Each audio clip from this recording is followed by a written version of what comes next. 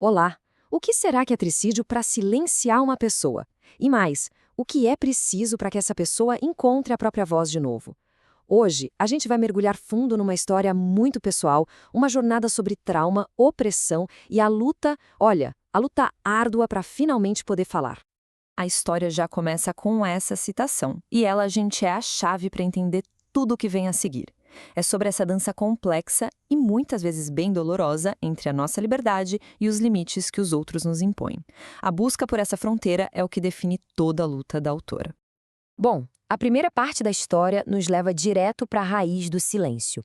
Porque para entender como uma voz é encontrada, primeiro a gente precisa sacar como foi que ela se perdeu. Para a gente entender o silêncio da autora, precisamos voltar no tempo, lá para o ponto de partida dela. Ela nasceu nos anos 60, num lar com pouquíssimo afeto, sabe? Mas o cenário do lado de fora era ainda mais opressor. Imagina só, crescer durante a ditadura militar no Brasil. Isso significava aprender que ficar em silêncio era uma questão de sobrevivência. Uma geração inteira acabou herdando esse trauma e a ideia de que se expressar era algo muito perigoso. E o que é realmente fascinante aqui é como o livro conecta o trauma coletivo com o trauma pessoal. Esse ambiente todo repressivo deixou cicatrizes psicológicas profundas. No livro, são descritos sintomas clássicos de estresse pós-traumático: ansiedade, lembranças dolorosas, culpa. O silêncio que foi imposto de fora acabou se tornando uma verdadeira prisão interna. E então, a narrativa nos leva para um momento que muda absolutamente tudo.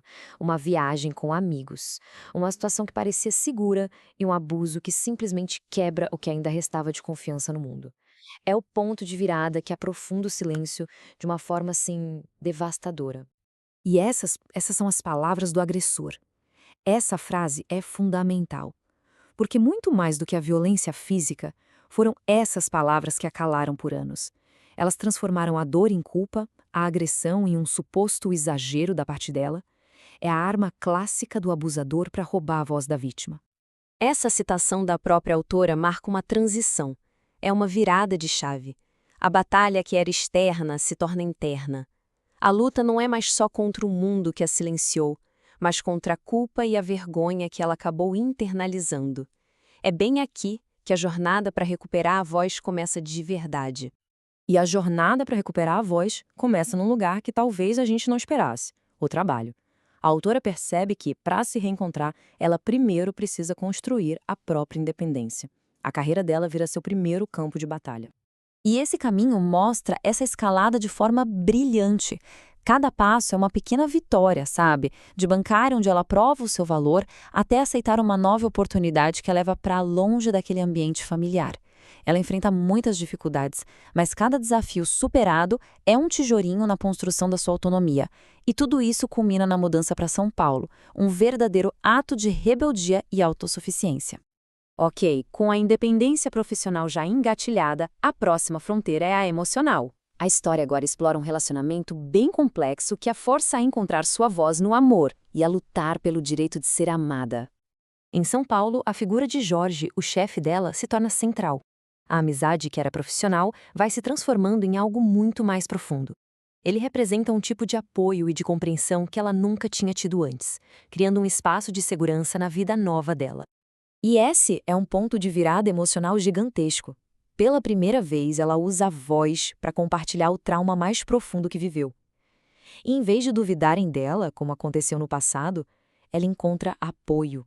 Ser ouvida e ter alguém que acredita nela é o que finalmente começa a quebrar aquele ciclo de silêncio e de culpa.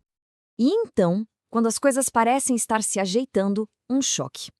Apesar de uma condição médica que, segundo os médicos, a impediria de engravidar, ela descobre que está grávida de 12 semanas. Um milagre que, ao mesmo tempo, traz uma nova e imensa batalha pela frente. Isso nos joga direto no clímax da história. A maternidade se torna o catalisador para o confronto final. Ela é forçada a lutar não apenas por si mesma, mas pela vida e pela segurança do seu filho.